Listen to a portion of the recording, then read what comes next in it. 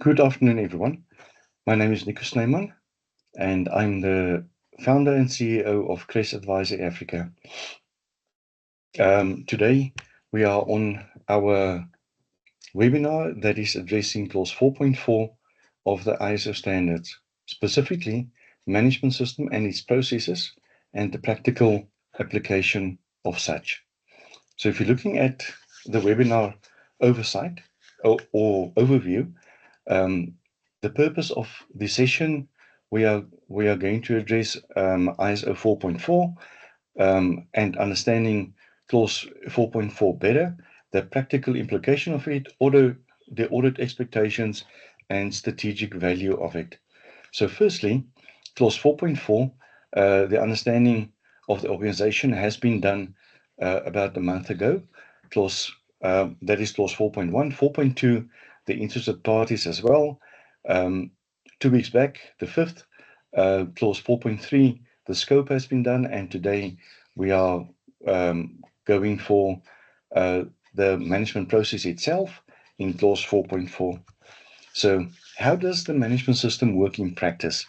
That is a key question that needs to be answered during any management system audit. And this is specifically when we are talking about clause 4.4. How are activities structured? How are processes controlled? And how are results measured? Now, if you're looking at this, clause 4.4 is actually the clause that is actually gluing your management system together from clause 4.1 to clause 10.2 that you have got to answer actually. In previous standards, prior to 2015, the management system that was actually talked about here was now requiring a manual or a information system plan or something that is actually describing this whole environment that you are in and that you are actually implementing. Nowadays, it is not actually required to have a manual anymore.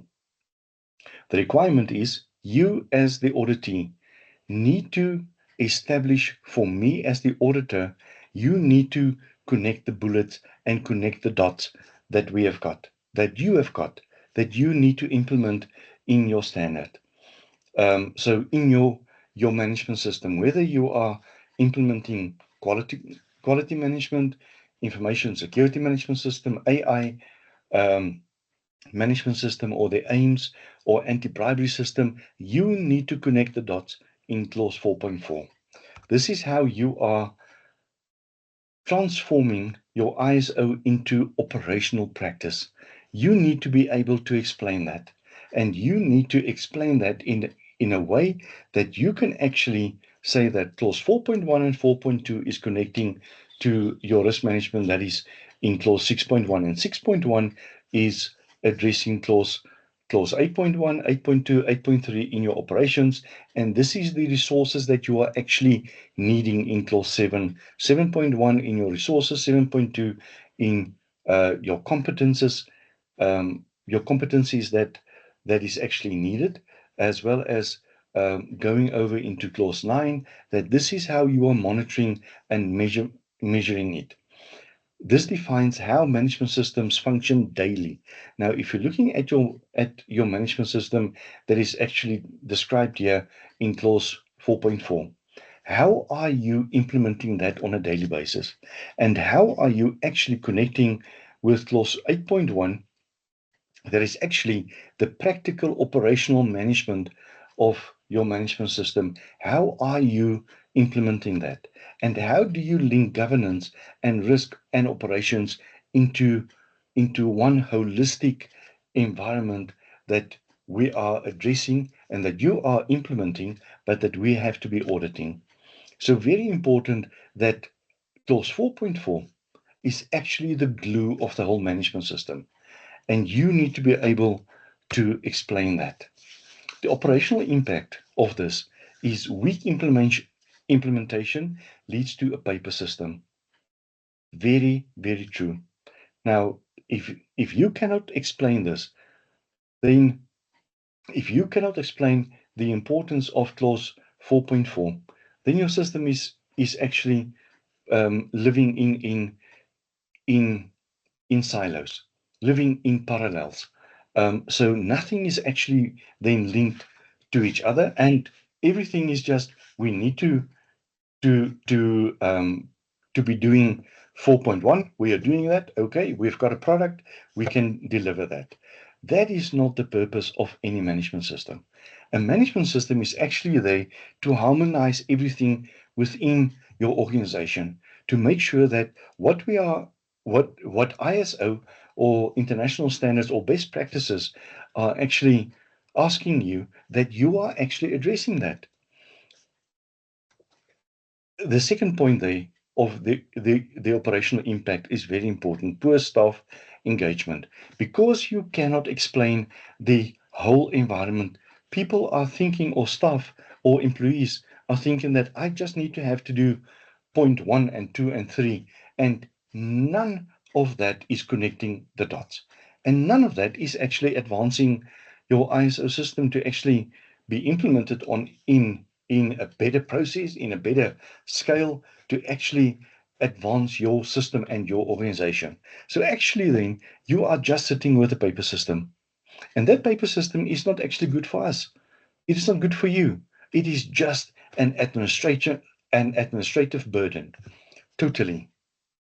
And you will get repeated audit findings, because we as the auditors, we are testing. We have to test everything that you are giving us as evidence. And that evidence need to be strong enough that it can withstand the acid test. You need to make sure that this is actually operational and working. And ineffective internal controls, you can see that from a mile away, because we can see it a mile away, because we can see that this one is not connecting there. This one is not referenced even in a document. People cannot explain it. So if we are looking at what we are looking here for, we are looking at six evidence methods. The first one is, can you explain it? Can you explain what you are doing? That is your verbal evidence. Your second evidence has to do with your documented evidence. What is documented about it? Where is it coming from? From a strategy, a policy, a plan, a process? How does that link into an integrated management system? The third one is, do you have any technical evidence? Any technical specifications that you can present as evidence? Then you need to have analytical evidence, because analytical evidence is actually working specifically with, excuse me, analytical evidence is working specifically with monitoring, measurement, analysis, and evaluation. How are you actually determining graphs and trends, and how do you work with that specifically? The fifth one is confirmative evidence. Confirmative evidence is super important, because this is actually assuring and giving you assurance that some of your systems are working correctly, that that it is being calibrated, that it works specifically to actually support each of the others. And then your last one is physical and mathematical evidence. If you cannot provide these six evidences, and if you're just relying on your verbal evidence is your weakest evidence that you can ever have. So verbal evidence, we are taking it with a pinch of salt. Absolutely. We are hearing you. We are documenting it. Absolutely. We're documenting it in our working papers. We are making comments on it. But then we are looking for the others. What kind of evidence can you further provide in support of the verbal evidence? So if you're looking at the benefits of strong implementation in terms of clause 4.4, I am doing audits around the world on various management systems, from anti-bribery to quality management to medical devices, to artificial intelligence. And one of the most important things that we have seen is if you are working with a manual, it is super easy because then you have got the same structure as what is in the management system itself, firstly. Secondly, you are writing in your own space and in your own time that that document or that section of the management system is addressing so and so, and you are doing that in your business in the following way. That you are also having these kind of evidences that I was just talking about, all six of them. And that is making it so easy in your manual or in your plan. Or I know that big companies, big corporate companies, want to have and need to have an HR plan. That is your management system. They need to have a financial plan. They have to have a maintenance plan, an asset management plan, an operations plan, a safety plan, an environmental plan. And all those things are actually documents that you are talking about here, that we are talking about here. Now, this is super important because you've got time to build the architecture of that specific plan. You've got time to do it on your own without pressure from any auditor. That you can actually train your people to actually write a specific paragraph on a specific clause and integrate their, their knowledge base into your knowledge base, into the knowledge base of the management system. So this is where your benefits of a strong implementation is coming from in operational discipline, because you are speaking a clear message and you are addressing a clear message. And with that clear message comes your clear accountability and your better governance because it is integrated, and improved audit outcomes because you need to not to convince or to sell anything, you need to provide the evidence to the certification auditor to actually say that I am satisfied with it. You have you have given me enough evidence that I can actually understand what you are doing and how you are connecting the dots. The clause requirements explains it simply. It gives you what needs to be established in the management system. It needs to be having the implementation process, how you are maintaining it, and how are you continually improving it. And if this is documented within your HR plan, within um, any any kind of plan that is actually supporting this management system, yeah, it is just making it much easier. It is actually giving you a total explanation of what needs to be done and connecting the dots. The two dimensions of clause 4.4 is firstly the management system as a whole. That is what I was talking about. What is the design? What is the architecture of the management system? How do you explain the holistic overview of your management system to anybody? Not only for the auditors, but if you've got a client, to your client as well. And then individual operational processes. How are you going into the individual operational processes that you've got in terms of your risk management process, as well as in terms of operational processes? If you're talking about information security, such as ISO 27001, you also need to explain there, how are you doing this on a daily basis? How are you making sure that all your systems are up and running on a daily basis? How do you address your your operational risk management and your operational treatment on a daily basis? Whether you are having records of it or not, you need to be able to explain that. And then clause 4.4.1, determining your processes, is identifying your processes. If we're looking at an integrated management system, then you need to be able to actually connect the dots between your clause 4.4.1 versus clause 6, that is your risk management, with your operational management, and then with your monitoring, measurement, etc. So identify your processes, define the interactions, and that is where the PDCA is coming in. The plan, do, check, and act. That is a total quality management system that you can use to actually have the whole process analysis there for you. And some of these are then part and parcel of planning. Some of them are part and parcel of doing, of acting, and of checking. Establishing your controls. This week I was interacting with a client, and I was asking, what is controls? Everybody is talking about controls. Fantastic. But what is it? What is it? What is it practically?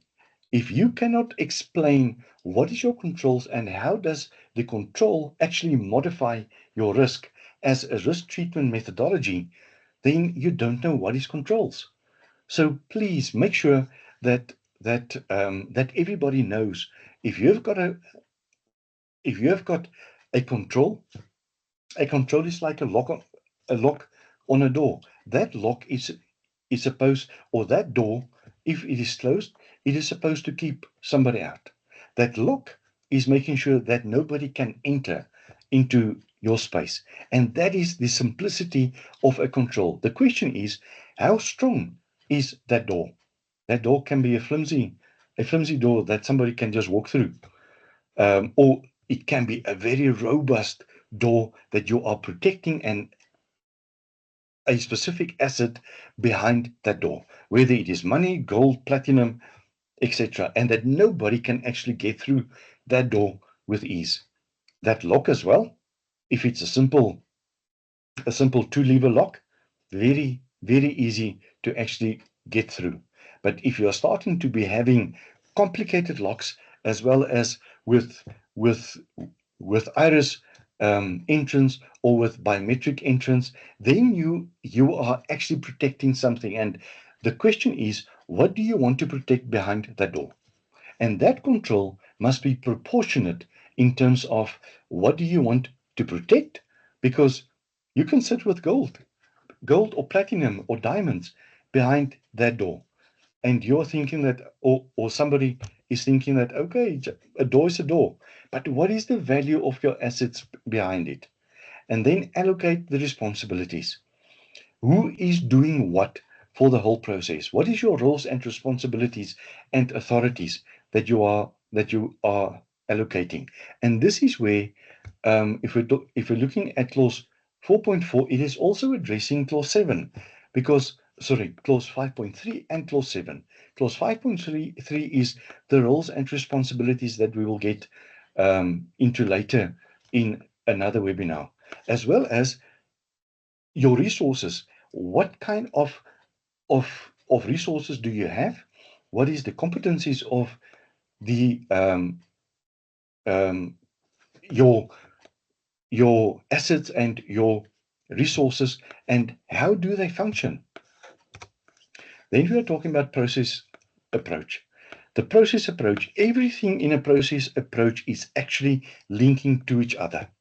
So ISO uses the process approach, where we are actually addressing clause 4.1 and 4.2, and that is linked to clause 6.1 and leadership and the roles and responsibilities in 5.3. So everything is connected. It is not silos that is standing alone there in an area. This is specifically to do with how do we connect the dots. And this process approach has to do with that. We are also focusing on clarity and the control of it, and activities must be defined and measurable, aligned with everything that you are saying.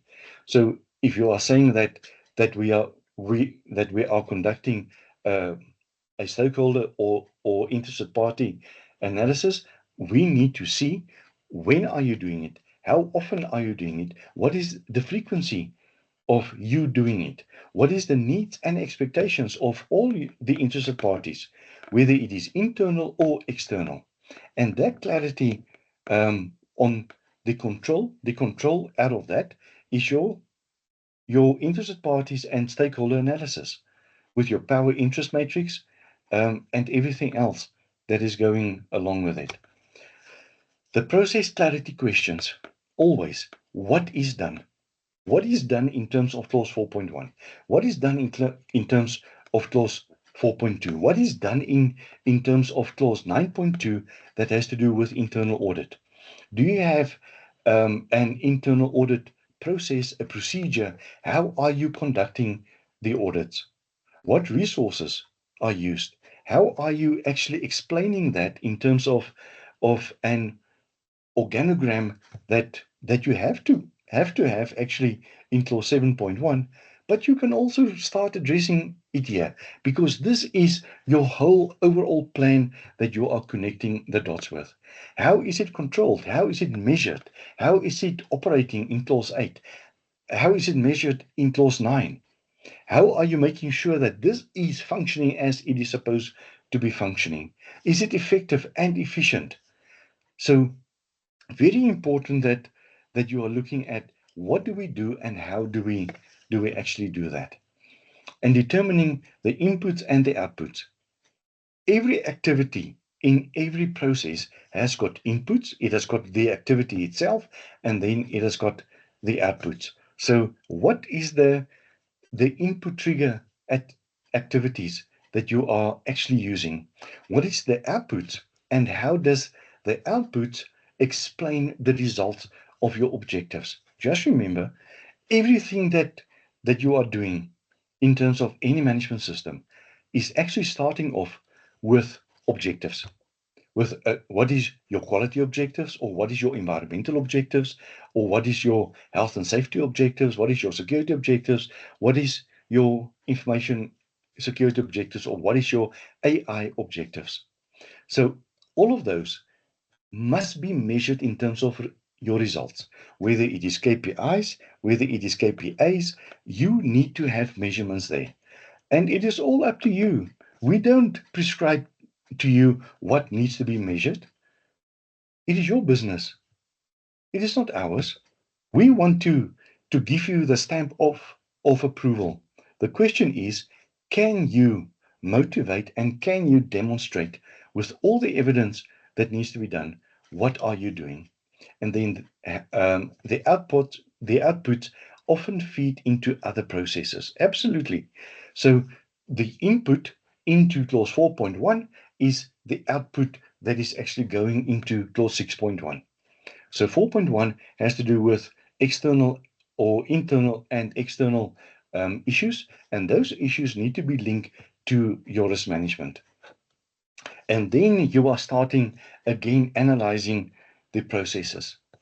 The sequence and interaction, super important, because there's always a sequence in doing things. You cannot start with any ISO or any management system process in operations.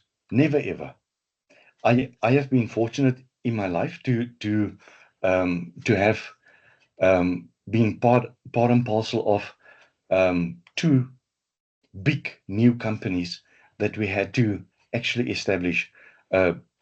Some of the biggest projects in the world, and both of them we had to start with what is the process, where are we going to, what needs to be done, what is the requirements in terms of legal and regulatory environments, what is the requirements in terms of a concession agreement or an agreement that you have to build X, Y, and Z.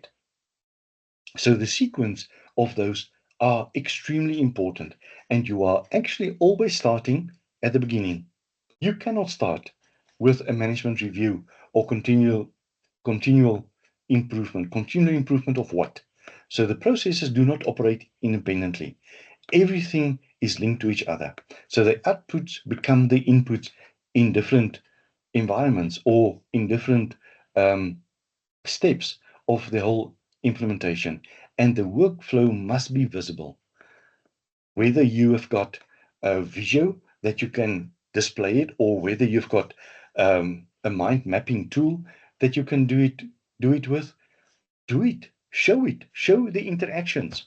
This is extremely important, that the overall picture needs to be identified. And I want to actually show you, if we're looking, if we're looking at at what I was now just talking about. If we're looking at, let me just see here quickly, risk management, fishbone, that's it. So if we're looking at one of the environments that we are working with, like ISO 18788, this is the whole mapping of the whole architecture of the whole business. So if we're looking at this introduction, and we are linking it specifically to the ISO standards with your background, your definitions that you are using, and then understanding the context of the organization. How are you actually working with that? What is the leadership and the commitment that you are um, uh, putting into this management system, the planning, the support, and everything else? And there's your whole interaction and interlinkages with everything. So it is not a difficult process. The question is always, how are you connecting the dots? How can you explain it? And what is the expectation from the auditors and from your business itself? The criteria and methods. The criteria, just remember, a criteria is always a measurement.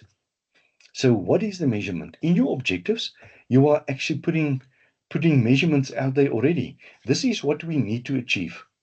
This is what we need to achieve by that time. This is also possibly in your in some kind of contract that you've got, that the systems must be 99.5% up and healthy always. So define your operational controls. In ISO 27001, it's super easy, because those controls are already defined for you as a list of controls in ISO 27002. There's 93 controls for you already that you just have to go and pick. You can extend it, you can grow it, and those controls are actually all the controls that you need. And you can extend it with NIST and with COBIT and uh, with with with ITIL, with other standards, that you are growing your control universe for as strong as you want to have everything there.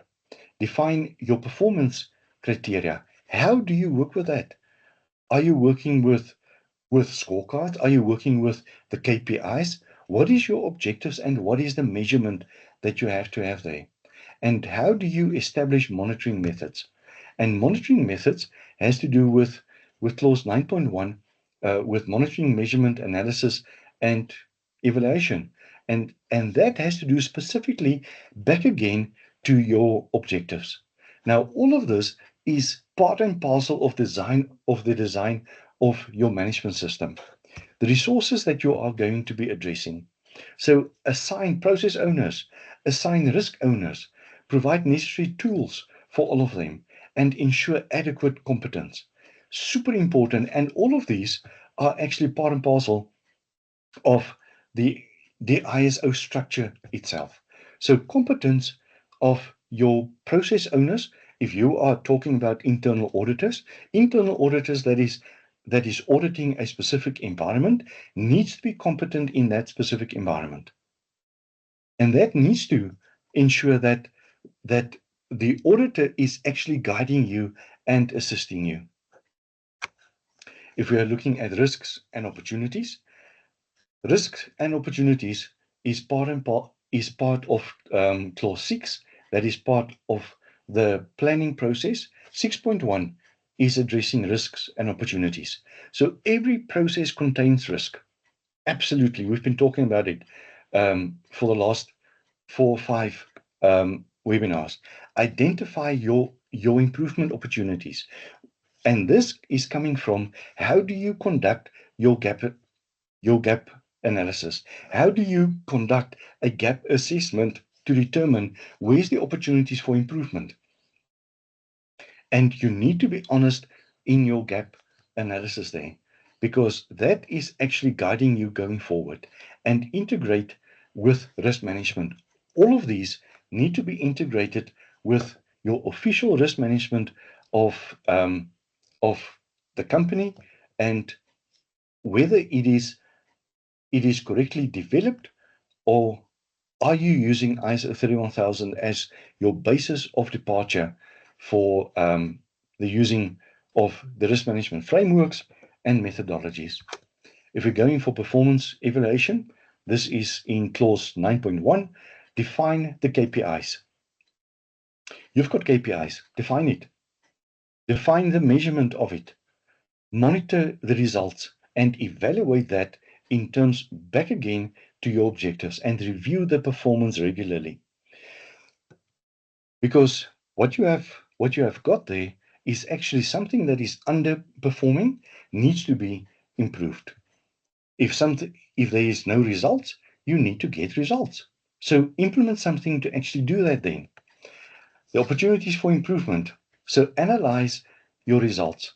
And that is usually in terms of what is your trend analysis here. Are you going up? Are you going down? And what is the meaning of each of those trends? Implement improvements and document your lessons learned.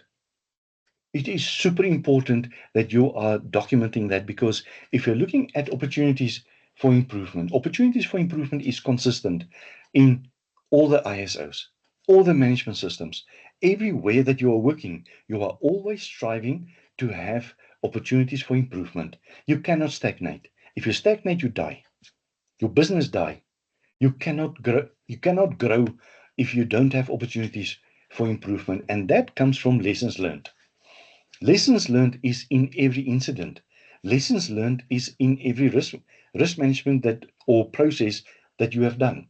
So please make sure that you are concentrating and focusing on opportunities for improvement. And if you have got an opportunities for improvement register, document it in there, because that is your learning curve that you can actually look back at and say that we have done that.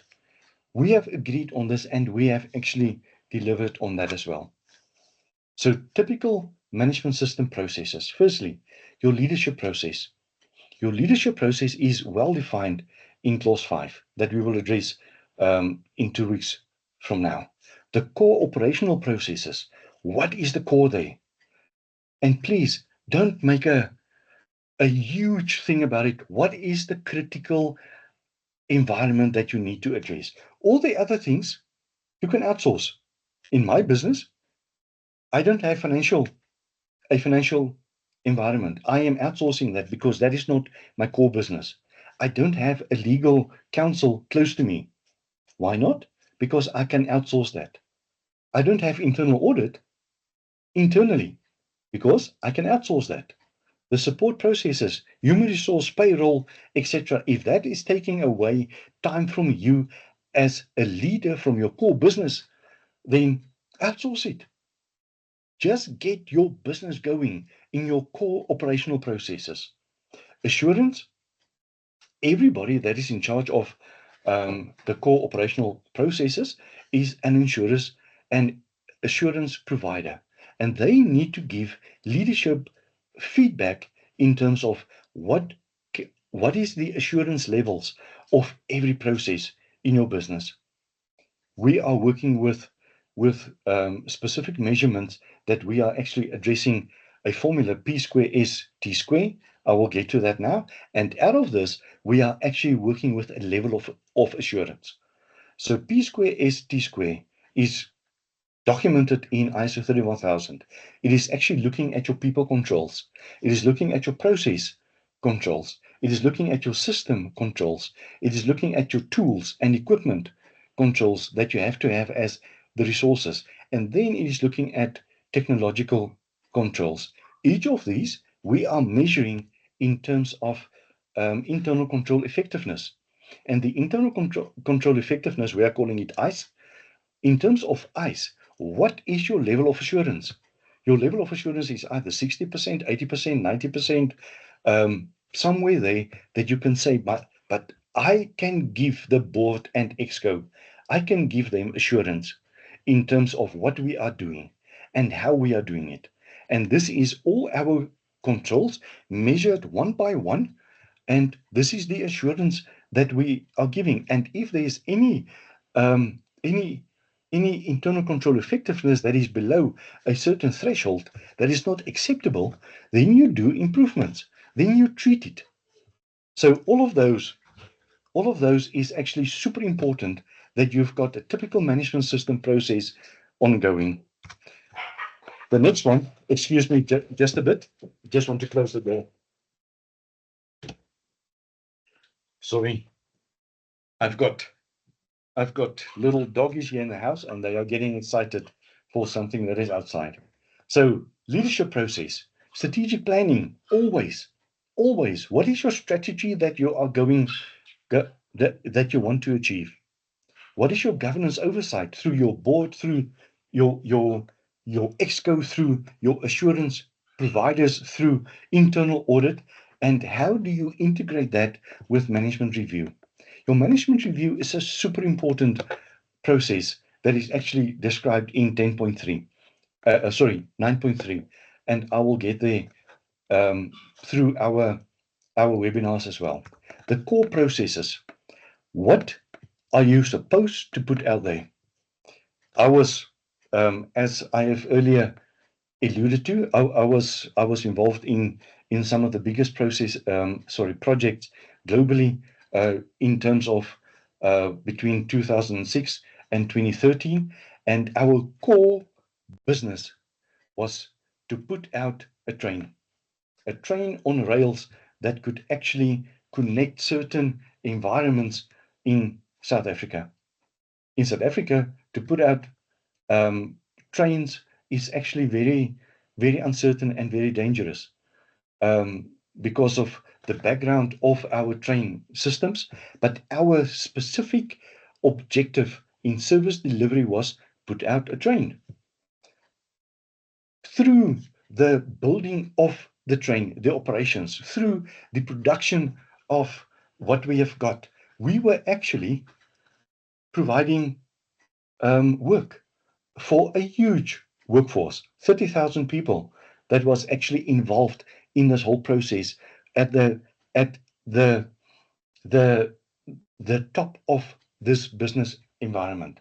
So service delivery was not measured in terms of um, uh, are you doing good or bad? No, it was measured in terms of how many meters during the construction phase, how many meters did you drill and blast. That's it. We don't want to hear anything else. We want to see that you are keeping to the project plan that was actually put out there. Operations, operations is the most important people there. Everybody else are support, and support is secondary. Operations is primary. And then your production activities during the operational phase, we had to put out a train. That's it. If there's no train on the railway line that can stop at a train station that can collect 1,000 people or 2,000 people at one go, then the bottom line is we couldn't move people. And our logo was people on the move. We couldn't move people. And that is as simple as that. So everything to do with that needs to be measured, because that is your service delivery. That is your operations, and that is your production. The support processes to this was human resource. Yes, we had to have train drivers and we had to have conductors and service personnel, etc. But we needed to have a functioning train, and that train had to be built from scratch. We had to have um, effective and efficient railway lines, absolutely. But the human resources was secondary, but they had to drive the whole process. Information technology.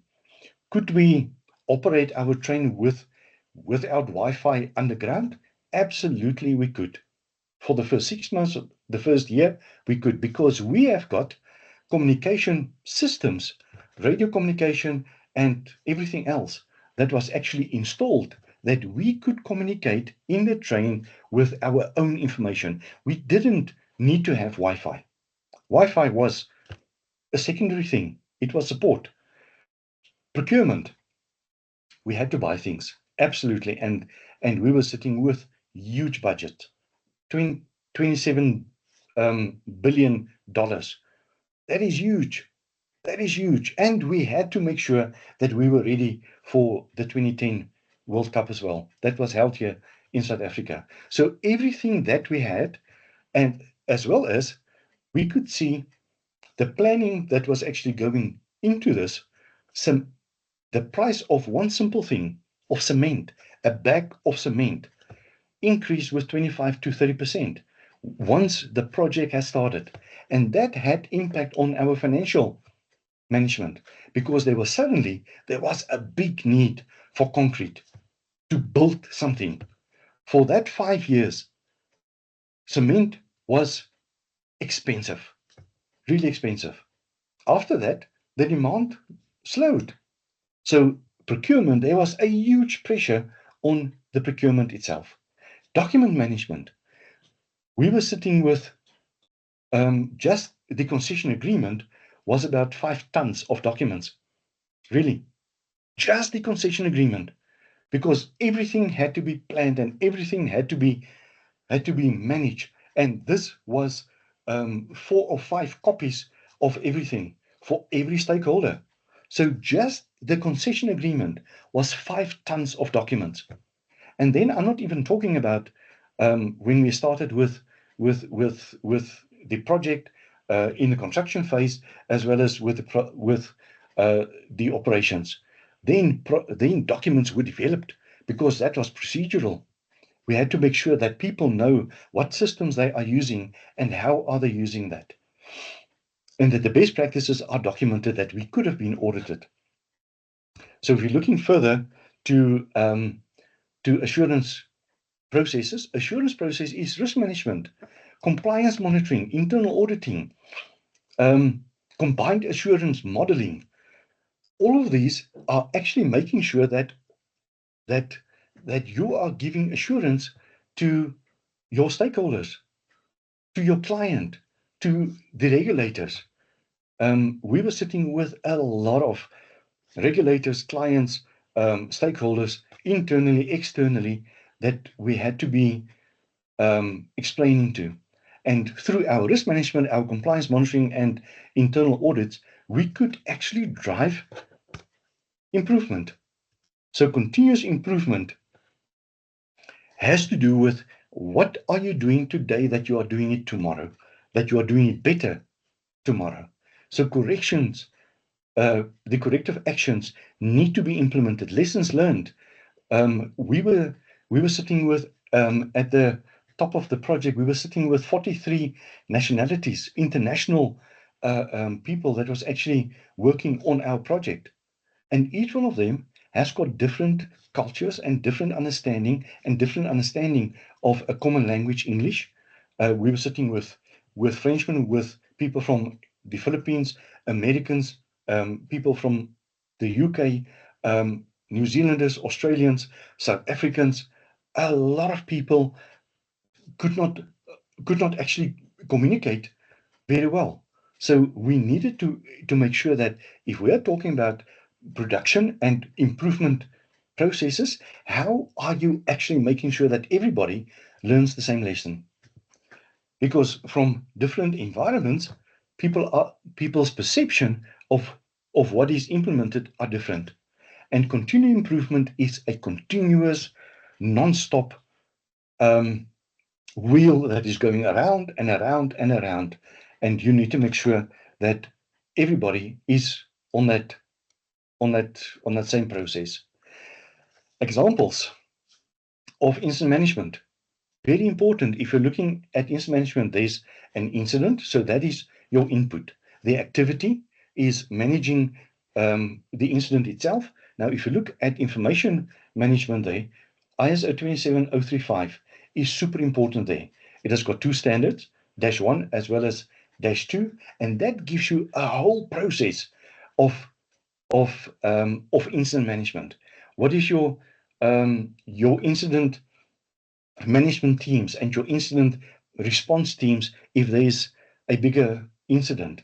So all of those need to be documented, and everybody needs to know what is their role and responsibility.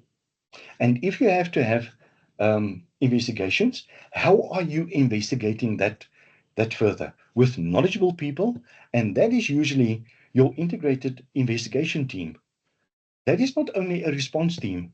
That is not only a management an incident management team. No, that has to do with investigations that people can actually determine the root causes of it.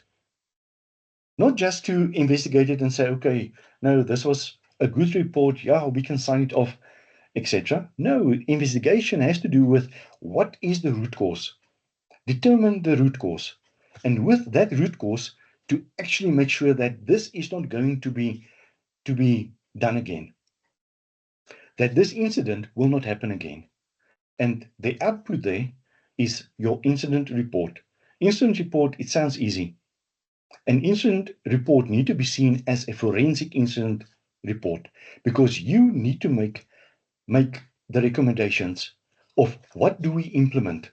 What is the recommendation to management to say that to prevent this from happening again, we need to do X, Y, and Z.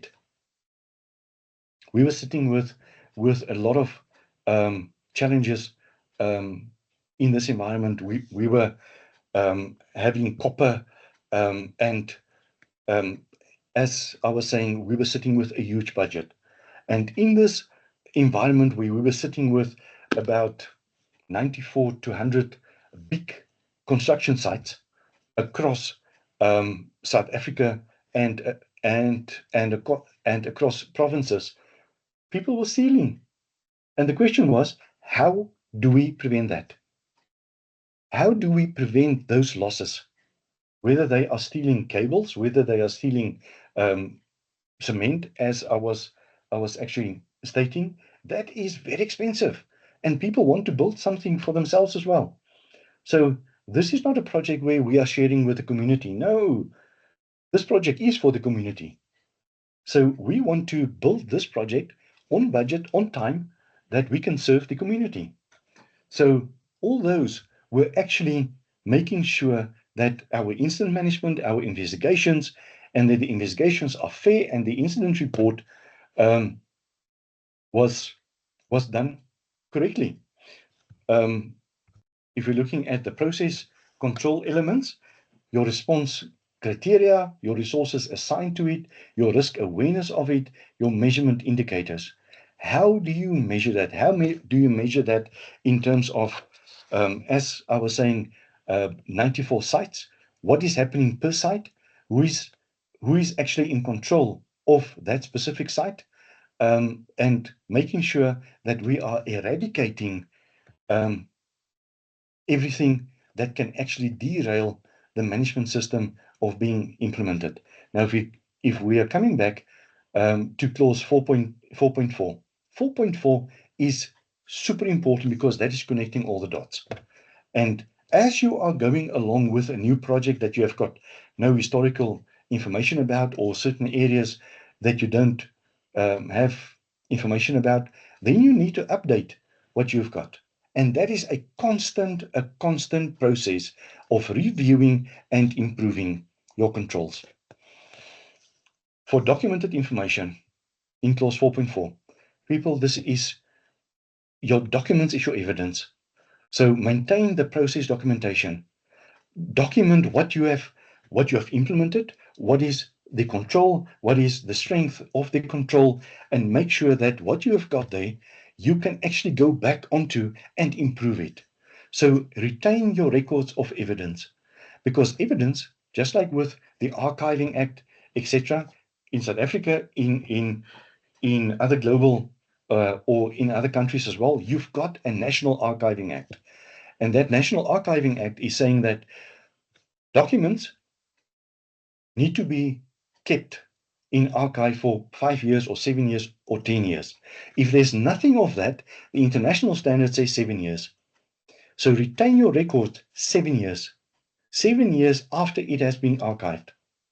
And demonstrate the process control about that.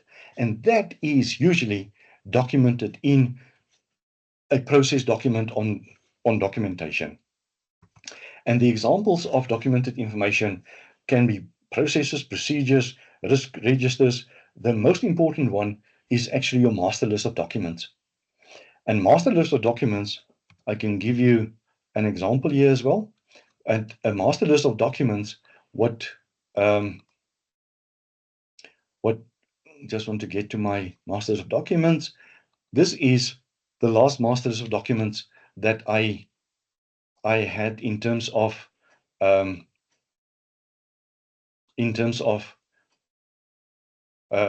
that huge project. So you can see the plans, policies, procedures, everything with what is the naming convention, what is the value, what is the time spent on each one, where are the plans with your the links to it, that you can actually go there immediately with your KPIs linked to it, with the version numbers, and policies, procedures, SOPs, job descriptions, reports, communique. This is control. This is simple, plain control of your management system.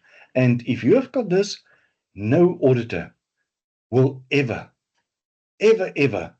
question you then, because they know that you have control over your documents. And your documents, if they have checked 1 or 2 or 3, they can see that it is sophisticated documents. It is not only a one-pager that is meaning nothing. So everything that you've got need to be aligned and need to be ensured that what you've got is actually qualitative, and that you can explain that, and that you've got the evidence about that. And the biggest thing is that you've got control over that. So the process interaction risks is isolated processes. You cannot sit with a management system in clause 4.4 that is actually sitting in silos. And nobody, HR doesn't know what operations is doing. Operations doesn't care what HR is doing as long as operations is going on. Maintenance is not worried about anything. IT isn't worried about anything else except IT. You cannot work like that. That is not integration. That is not an integrated management system. And whether you've got an HR system and a supply chain system, a financial system, a health and safety, environmental system, operations, maintenance, all of those need to dovetail.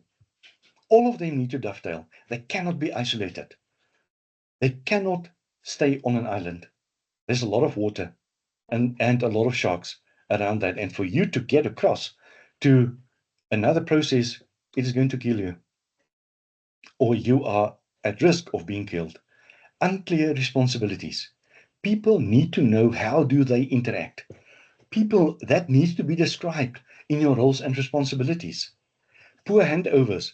If somebody goes away, there need to be a proper handover. If somebody is going on leave, there need to be a proper handover. If the CEO is going for conferences for 2 weeks, there need to be somebody that is acting in their position, and there need to be handovers.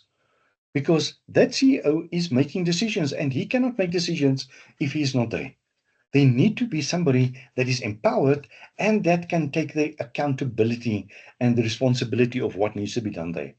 And there need to be limited visibility. And limited visibility, we are meaning that if there's visibility, people need to know what they need to know. It need to be classified. Your documentation that you spoke about there, it need to be classified. So what is the categories of your classification? If it is not classified, it is open for everybody. Then everyone, your competitors, everybody knows what is your risks, and they can take advantage of it. They can exploit. One of the standards is saying is stating actually in continuous improvement. They can exploit your shortcomings. Then we're looking at the PDCA. I have talked about this already. The plan, the do, the check, the act. So improve your processes in the acting. Your checking is your combined assurance, your inspections, your monitoring, measurement, your internal audit. All of those has to do with your checking. Then implementation roadmap. You need to make sure that what I've showed you on that that mind map, that you are also stating this is when we are going to be implementing this. This is the due dates of what needs to be done. And that map, the interactions of it, you can go to, or we can go back to the mapping of it, and you can have interlinkings there, monitoring and improving. Make sure that it is continuously going in that environment. Common audit findings is undefined processes, no KPIs, lack of ownership. I have seen that this many times. People are standing away from suppliers. Documentation not used. Yes, documentation are just built and then it is left there. It is not being used, it is just lying and collecting dust. And then the strategic value of clause 4.4 is operational governance, is improved control effectiveness. The internal control effectiveness, the ICE that I was talking about, that's it. Because you've got a criteria, a measurement that you are doing that. And supports digital transformation. Absolutely. We are living in a big data world. We are living in machine learning, in artificial intelligence. Come on. You can do so much better. Use the systems that is available to you.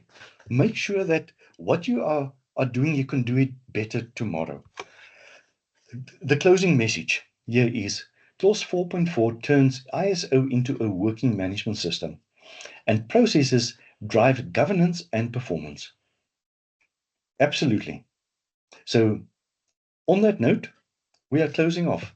Thank you very much for attending. If there's any questions or something, my email address is nico@crestadvisoryafrica.com.